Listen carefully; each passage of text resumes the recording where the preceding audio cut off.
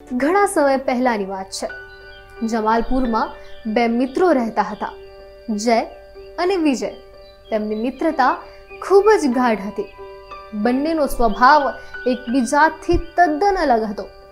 જય ખૂબ જ મહેનતુ હતો અને પ્રામાણિક હતો, જ્યારે વિજય મહેનત કરવી તેને બિલકુલ ન ગમતી.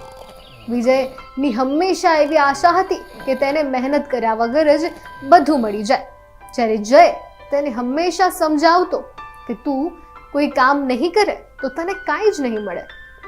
તને જે વસ્તુ જોઈએ છે ને તેનો તને ઉપયોગ કરવાનો બિલકુલ ક્યારે મોકો જ નહીં મળે, અને ઉલટું તારી પાસે જે પણ હશે ને તે બધું જ ખોવાઈ જશે. પણ જયના શબ્દોની વિજય પર કોઈ પણ પ્રકારની અસર ના થતી. જય જંગલમાંથી લાકડા કાપીને શહેરમાં જતો અને તેને વેચવા માટે જય ગમે તે રીતે પોતાના પરિવારનો ખર્ચ ચલાવતો હતો.